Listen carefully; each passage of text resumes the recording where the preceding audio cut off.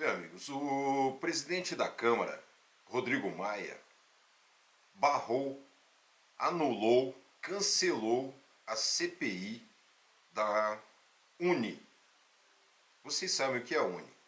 A UNE tem sido um instrumento do marxismo cultural e é totalmente dominada pelo PCdoB, um partido comunista declarado.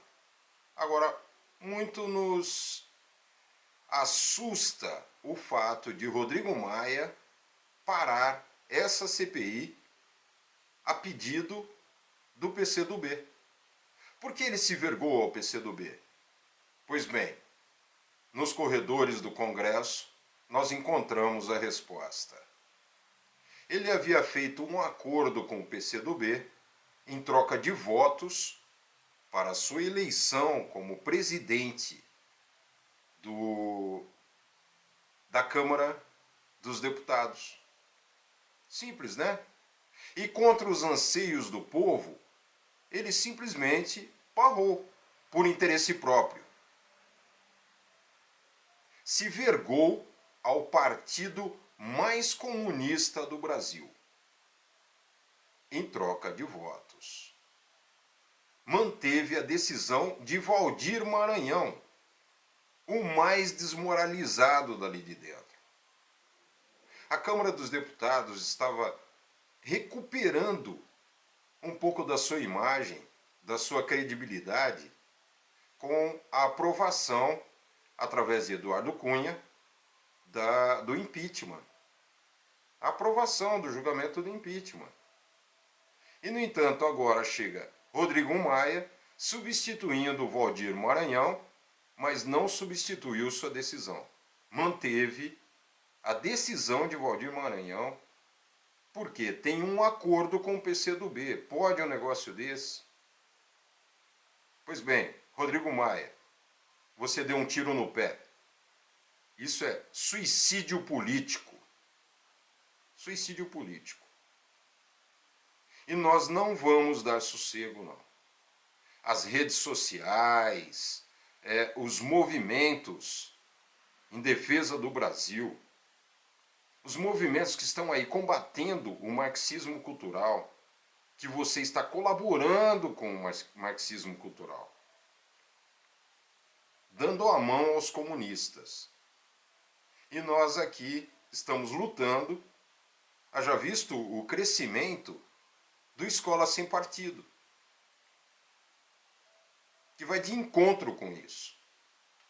E você vai ao encontro do PCdoB, ao encontro do marxismo cultural. Pois bem, nós tivemos uma videoconferência no Reação Democrática, que acontece toda quarta às 21 horas, com o deputado Marco Feliciano, que é o autor da CPI da UNE. Essa CPI que você e Maranhão trabalharam juntos aí, você agora, a mando do PCdoB, barrou, enterrou essa CPI da UNE. Pois bem, não vai ficar assim. Porque os movimentos de rua, todos os movimentos, todas as redes sociais e a mídia que presta, vai pegar no seu pé. E você não vai ter sossego.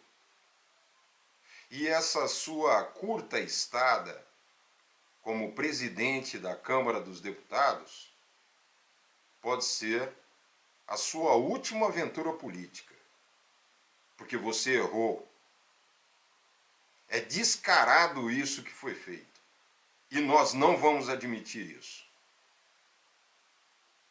O Estado brasileiro fez um compacto, né? Encurtamos bastante essa videoconferência com o deputado que é o autor da CPI da UNE, Marco Feliciano.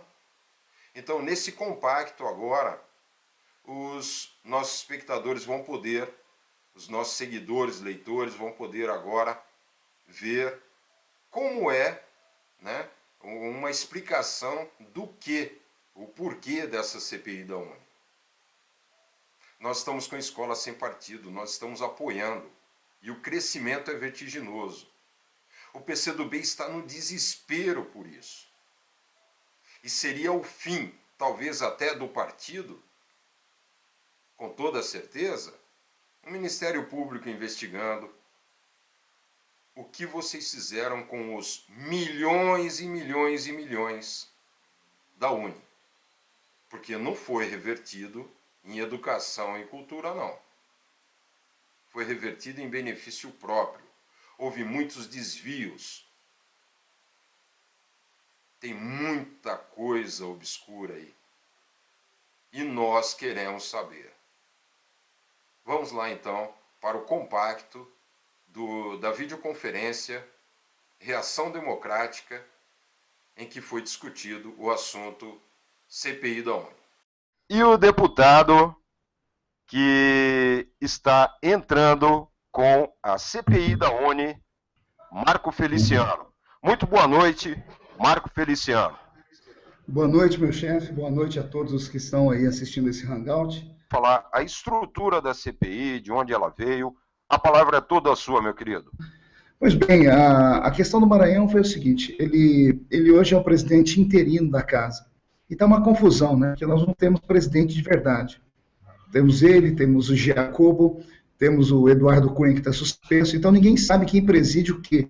E de vez em quando o Maranhão surta, porque ele está sofrendo uma pressão miserável aqui dentro. Então qualquer deputado que chegue até ele, faça um pedido, ele atende. E ele atendeu o pedido do Orlando Silva, que já foi presidente da UNE, que é do PCdoB, Partido Comunista do Brasil, e o Orlando está em viagem, possivelmente eu acho que ele está na OIT, ou na OIT, né, naquela reunião do trabalho internacional, e em função disso ele suspendeu a CPI, mas a CPI da UNE, não só da UNE, mas a CPI do DPVAT também. Mas ele já me deu as explicações, amanhã vai ser instalada a CPI da DPVAT. Ele queria que eu instalasse amanhã, só que nós não vamos ter quórum aqui em Brasília, porque nós voltamos até agora há pouco. E na terça-feira, ele também queria que então se instalasse na terça, mas na terça-feira vamos ter a votação da cassação ou não do Eduardo Cunha na comissão, na comissão de ética da casa. Então, na quarta-feira, no dia 15 de junho, nós vamos instalar a CPI da ONU. A CPI da ONU nasceu, na verdade, de um desaforo. Eu até costumo dizer que eu atirei no que vi e acabei atingindo o que eu não vi. Eu estava na comissão do impeachment, todo mundo conhece a minha posição, eu ataquei muito o presidente, e quando eu saí da comissão do impeachment, um aluno que se identificou como membro da UNE trouxe um papel até mim, um papel me chamando de golpe, e eu sou muito equilibrado, eu tenho muito equilíbrio, principalmente quanto mais fogo cruzado, mais equilíbrio eu tenho, parece ter psicopatia. Né? Tem gente, quando se vê acuado ou provocado, ele surta. Né? O meu temperamento é o contrário. Quanto mais provocado, mais tranquilo eu fico. E eu atendi ele com toda a hombridade, disse para ele, olha, eu vou ler o papel. Ele não se deu por vencido. Acompanhou-me 10 metros e falou, mas o senhor sabe ler e escrever, deputado? E eu, mais uma vez, fui honesto, disse para ele, eu sei ler, sei escrever, fique tranquilo que eu vou ler e depois vou te dar um parecer. Ele esperou que eu saísse uns 20 metros de distância e começou a gritar, pastor bandido, ladrão de dízimo. Aí ele tocou na minha fé. Ali é a minha casa, o parlamento é a casa dos deputados. Na casa dos deputados existem dois grupos, os deputados e os outros. Ali é a casa das leis. Eu cheguei ali eleito por 400 mil votos. Então, eu não sou uma figura qualquer. Eu voltei para aquele rapaz, pedi respeito, e ele me falou um monte de impropérios que eu não tenho coragem de dizer aqui. Então, eu fui para o plenário grande, o plenário Ulisses Guimarães, peguei o microfone e falei, fui atacado por um membro da UNE, e o membro da UNE, ele chamou todos os deputados que apoiavam o impeachment de golpistas. E eu fiz uma ilação, eu simplesmente olhei para o presidente e disse, presidente, isso vale uma CPI, a CPI da UNE. De repente, a minha mídia social, eu tenho cerca de 5 milhões de seguidores, entre Twitter, Facebook e Instagram. A minha mídia explodiu. E os estudantes do Brasil, mais de 100 entidades paralelas, diretórios acadêmicos, centros acadêmicos, diretórios centrais, me disseram, nós queremos apoiá-lo. E começou a chegar denúncias. Então eu atirei no que eu vi e acabei matando o que eu não vi. Eu, quando fiz a exposição de motivos, colher as assinaturas, uma assinatura de CPI não é fácil na casa, porque nenhum deputado ele quer colocar a assinatura dele para depois retirar. E CPI, você vai bater em alguém, então todo mundo quer ficar de bem com todo mundo. O que nós temos hoje no país são deputados ou políticos que chutam com os dois pés, né? Eles chutam com a esquerda e com a direita, dependendo da conveniência. E é por isso que nós estamos nesse caos que nós estamos, que as pessoas não têm nada definido, né? E eu não sou assim. Eu sou 8 ou 80. Eu tenho a minha postura e fui para cima. Interessante que eu consegui 220 assinaturas em 2 dias para uma CPI. Isso é um milagre. Geralmente levam meses para colher, porque uma CPI, para ser instalada, ela tem que ter pelo menos a assinatura de 1/3 da casa, 171 deputados. E eu consegui 220. Apresentei a CPI, registrei ela, porque os deputados estavam ameaçando retirar as assinaturas. O pessoal da UNE, principalmente a Karina, que foi citada aqui, eu acho que ela não trabalha, porque ela morou dentro do parlamento nesses últimos 40 dias. Todos os dias dentro do parlamento, cooptando deputados, contando mentira a deputados e pedindo para eles retirarem a assinatura. Pois bem, o meu primeiro pedido de CPI não foi um pedido de CPI, foi um pedido que nós chamamos de projeto de resolução. E foi um projeto de resolução por quê? Porque já tinham 5 CPIs funcionando na casa. Para funcionar uma 6ª CPI, é preciso levar para o plenário, para que o plenário aprove. E quando eu vi que o assunto era extremamente polêmico, e levei até o Eduardo Cunha, na época que era o presidente, o Eduardo disse, você não vai conseguir aprovar esse em plenário por causa do PCdoB, PT e puxadinhos. Então eu falei, o que eu tenho que fazer? Ele falou, rasgue essa e com as assinaturas, tudo de novo. Então foi um parto. Consegui as assinaturas de novo, só que dessa vez em um dia só eu consegui 240 e poucas assinaturas. Ou seja, os deputados estão com sangue nos olhos. Eles querem a CPI da UNE, não para destruir a UNE, como muitas pessoas estão falando, pelo contrário, a UNE é uma entidade de 80 anos que prestou algum tipo de serviço ao Brasil, alguns alunos foram mortos, então ela tem uma história, né? Independente do que seja ou não, ela tem uma história. Então meu objetivo não é ferir a UNE, meu objetivo é a transparência da UNE. Transparência que desapareceu. Nos últimos 20 anos, a UNE está aparelhada pelo PCdoB, Partido Comunista do Brasil. E o que eu venho sofrendo de ameaças de deputados do PCdoB não é brincadeira. O líder do PCdoB na Câmara me chamou um dia desses, me deu um abraço sorrindo e falou, você sabe que eu vou acabar com a sua vida, né?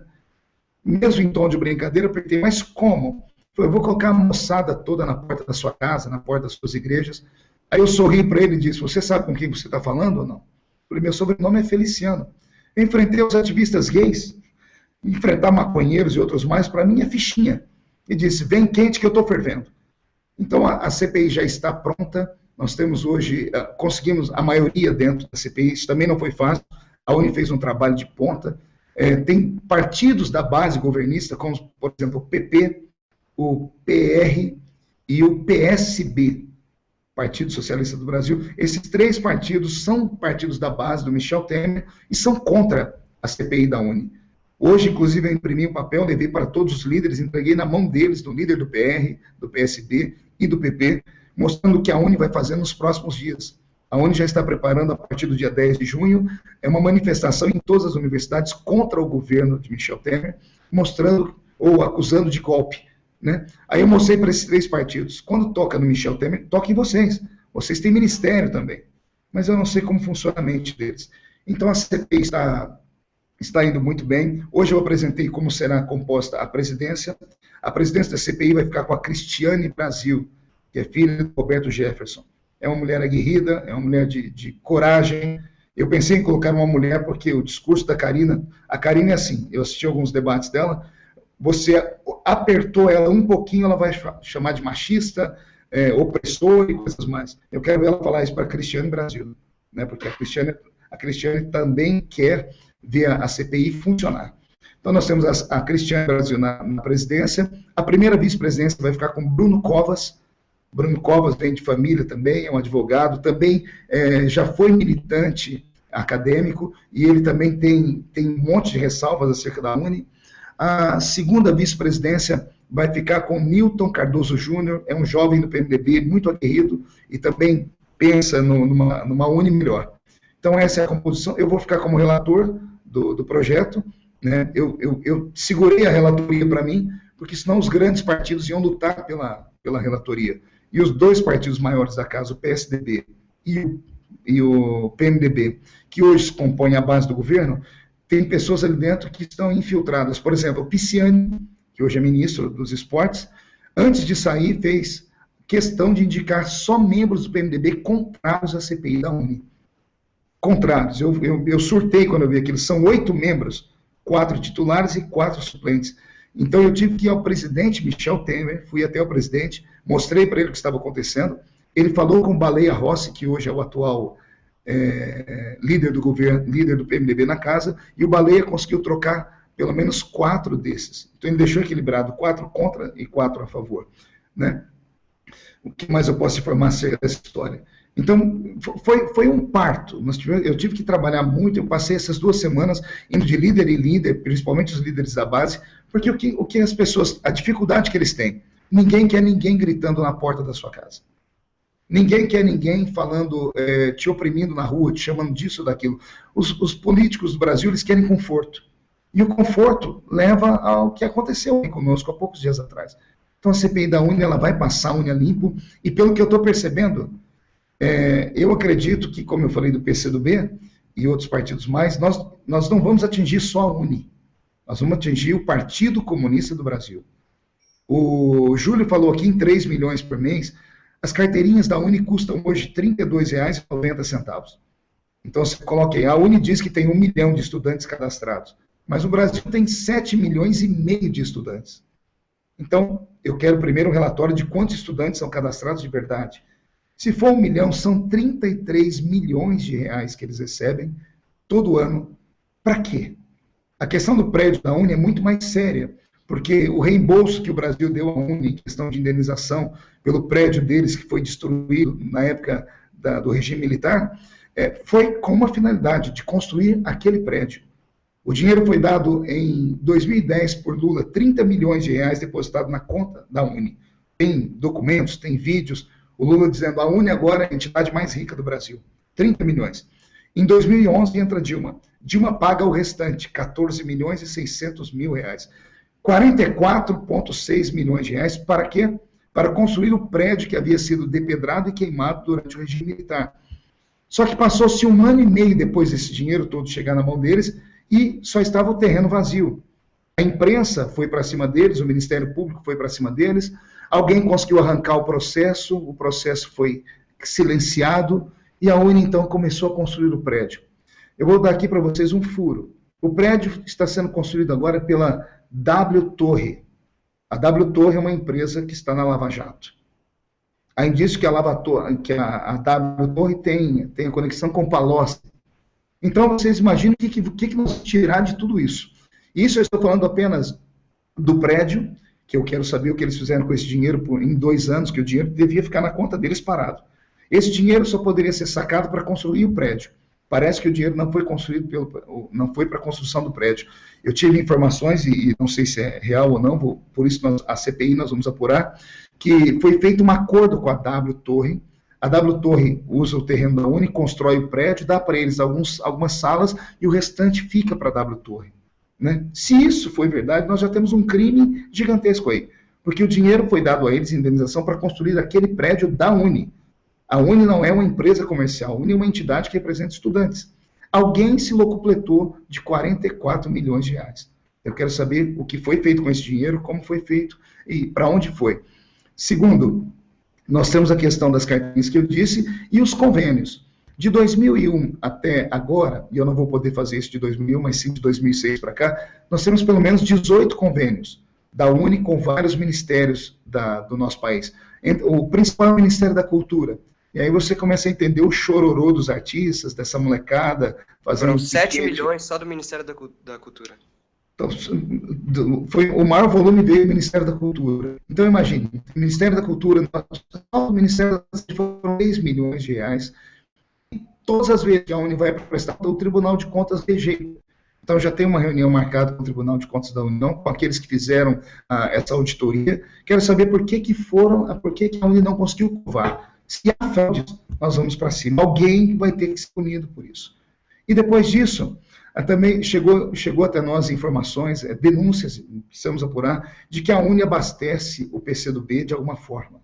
Se o dinheiro da Uni foi usado para campanhas de deputados do PCdoB e outros deputados, isso também incorre em crime, porque os alunos do Brasil são representados por essa ONG chamada UNE, e ela não tem legitimidade para fazer isso. Então, existe uma série de irregularidades que nós vamos tentar passar limpo, repito aqui, não para destruir a UNE, mas para fortalecer a União dos Estudantes e mostrar que tem alguém levando algum, e esse alguém que está levando algum tem que ir para a cadeia. Mais ou menos é isso. Alguém levando algum, não, todo mundo levando tudo, né? E a sua operação, então, é a Operação Resgate da Instituição UNE. Exato.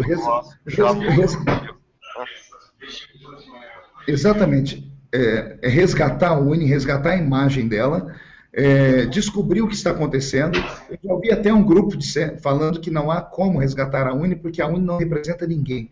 Eu tenho hoje cerca de 40 cartas recebidas, já no meu gabinete, de entidades estudantis estaduais, dizendo que a UNE não os representa. Eu estou procurando alguém para representar a UNE e não consigo. Essa semana que passou, a UNE fez um tuitaço. Fizeram um tuitaço contra a CPI.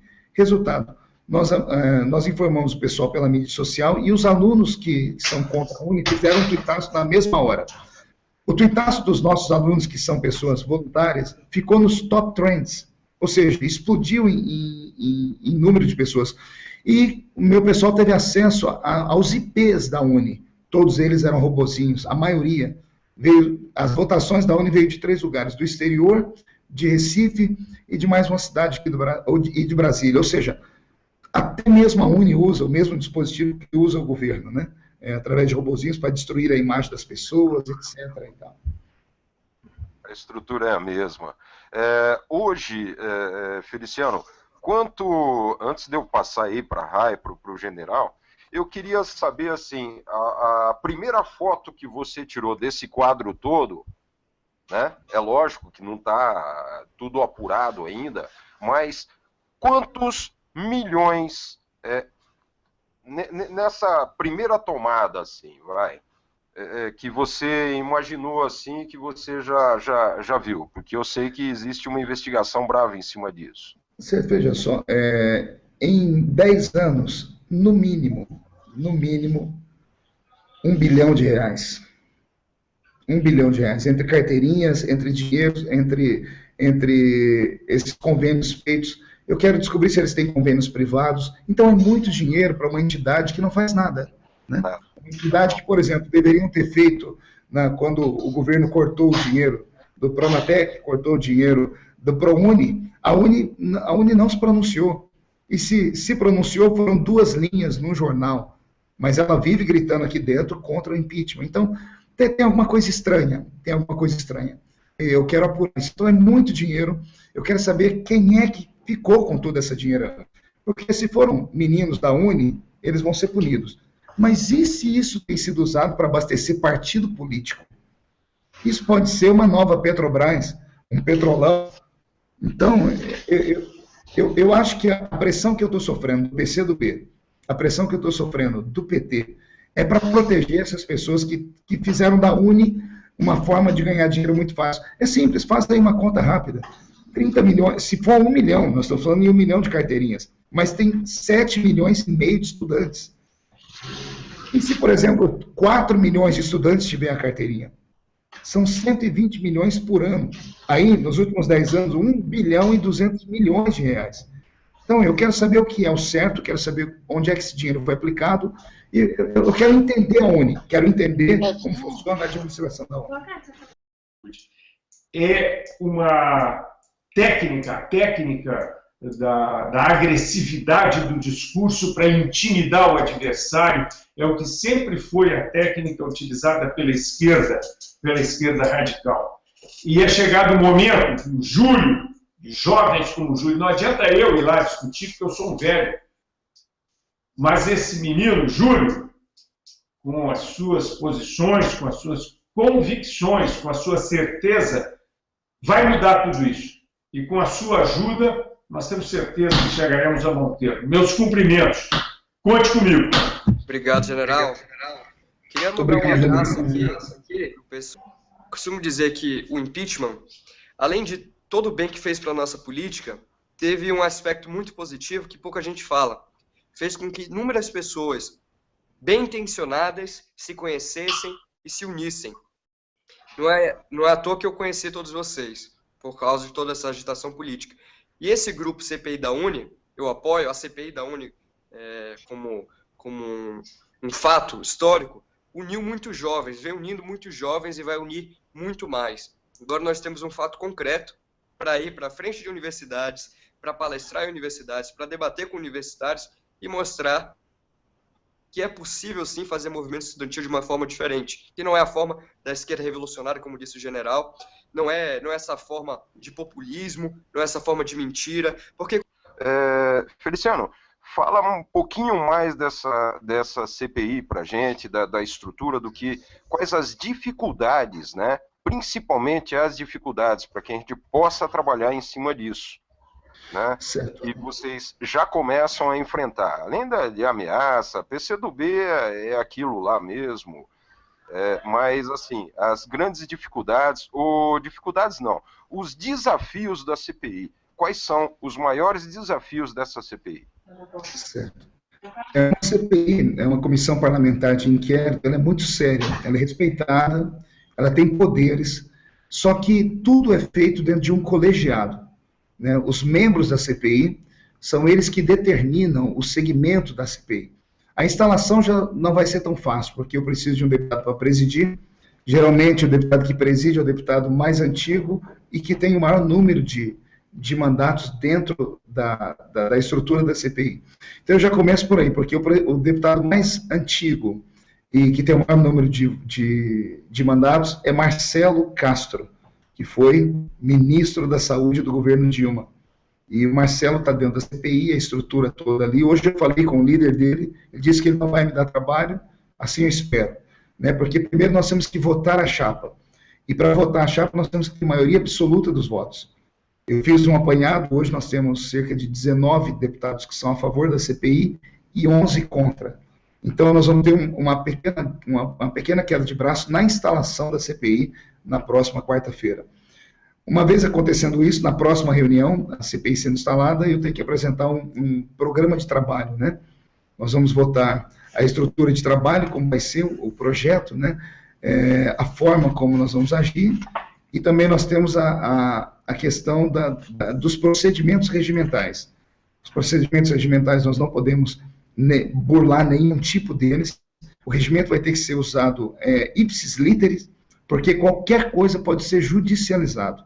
E se judicializarem a CPI, nós podemos perder a CPI toda. Por isso eu busquei uma presidente como a Cristiane Brasil, que ela agiu muito bem na CPI do BNDES, ela foi um destaque na CPI, e por isso eu trouxe a Cris para perto. Eu precisava de uma pessoa que tivesse um amparo regimental muito forte, né? Porque não é apenas argumentação. Uma CPI, por exemplo, eu tenho a exposição de motivos. Eu não posso fugir da exposição de motivos, a não ser que eu consiga traçar pontos que estejam pontas soltas, né? Por exemplo, eu não posso ir para cima do PCdoB sem que eu não encontre algo que una a UNE ao PCdoB. Então, eu não posso fugir daquilo que está proposto. A proposta inicial é a questão do dinheiro dado do governo para a construção do prédio da UNE, o dinheiro das carteirinhas e os convênios que não fecharam com o TCU. Só esses convênios eu já tenho o subsídio pronto, porque o TCU negou as contas. A UNE não tem mais dinheiro do governo desde 2011, não é porque ela não quer, é porque ela não pode. Ela está inadimplente. Ela está fechada no SICONV, né, que é um sistema que nós temos dentro do governo. Se você tem uma entidade, uma ONG, uma prefeitura, e você se cadastra para receber um dinheiro do governo, você tem que estar limpo, a ficha tem que estar limpa. E a ficha da UNE está suja. Então, já começa aí a hipocrisia, né? Eles querem ficha limpa, mas eles estão com a ficha suja. Então, as dificuldades vão ser essas. Manter a comissão coesa. Os dias da comissão serão terça-feira e quinta. São 2 dias que geralmente a conta está muito cheia. Então, eu vou precisar muito dos deputados. Então, se vocês quiserem me ajudar de uma forma, na próxima semana, instalando a CPI, eu passo para vocês os nomes dos deputados. É preciso uma pressão em cima deles e um apoiamento para que eles estejam na casa na terça-feira, fiquem na casa na quinta-feira, que geralmente quinta-feira, das 9 da manhã, os deputados dão presença e vão embora, senão a CPI não caminha. E às terças-feiras os deputados chegam geralmente depois das 4.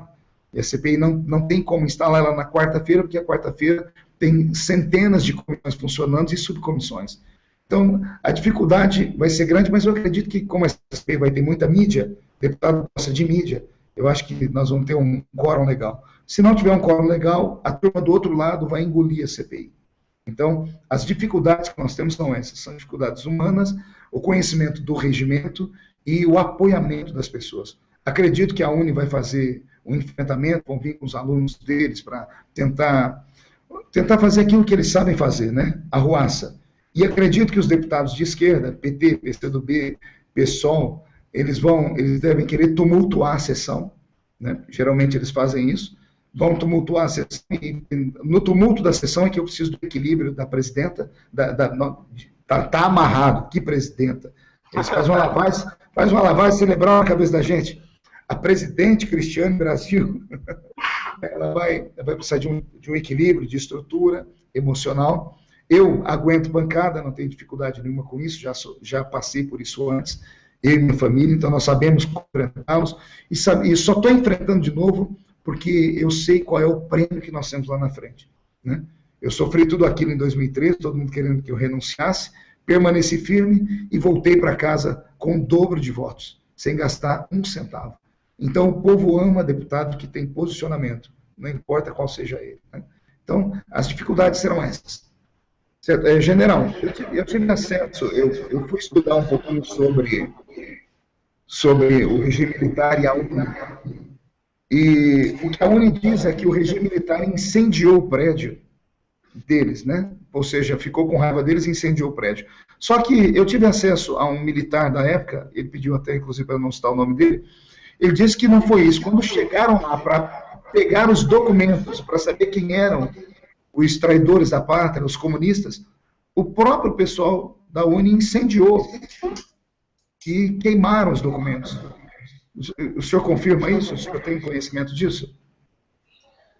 Olha, eu não...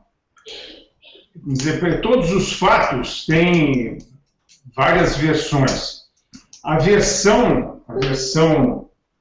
dos militares com relação a isso é exatamente essa. Quem incendiou a UNE foi quem não queria que o que havia lá dentro fosse revelado à sociedade. Com certeza, não foram os militares que incendiaram a UNE, porque não havia nenhum interesse em incendiar a UNE.